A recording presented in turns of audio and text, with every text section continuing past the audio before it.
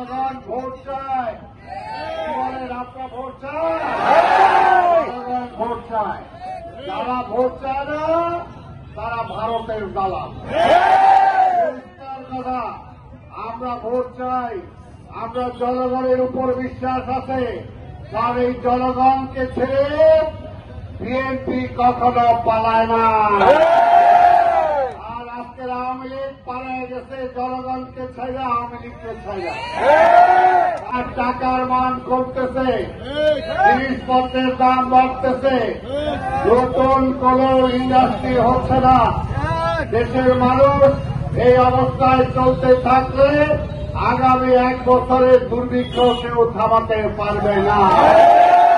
Doctor Yunus সাহেব, আপনাকে আমরা ক্ষমতায় এনেছিলাম। কেন এনেছিলাম?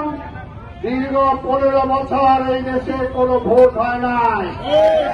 আমরা আপনাকে দায়িত্ব দিয়েছিলাম যে আপনি কয়েক মাসের মধ্যে আপনি ভোট দিয়ে নির্বাচিত সরকারের কাছে ক্ষমতা দিয়ে আপনি বিদায় নেবেন।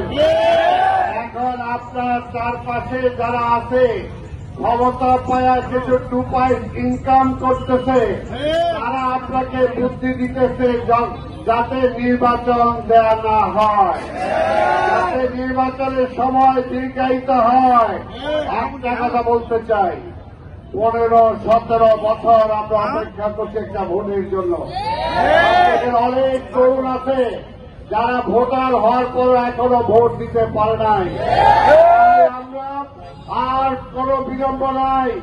ইউনূস সাহেব পরিষ্কার কথা, আমরা ডিসেম্বরে নির্বাচন চেয়েছিলাম।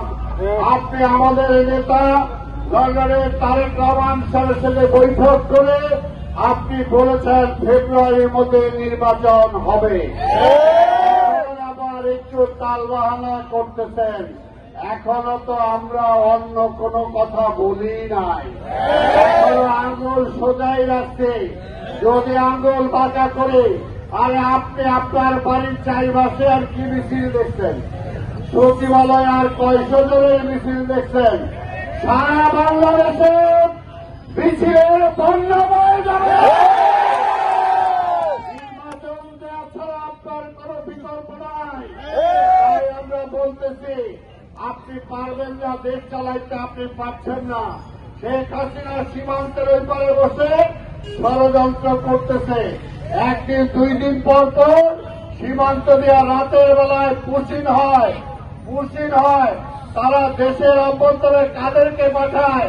আপনি তো এখনো থামাইতে পারেন নাই। এখন আওয়ামী লীগ 2-4 জায়গায় একটু মাঝে মাঝে ফুটকি দেয়, আন্দোলন করতে চায়, সেই সব থামানোর ক্ষমতা আপনার নাই।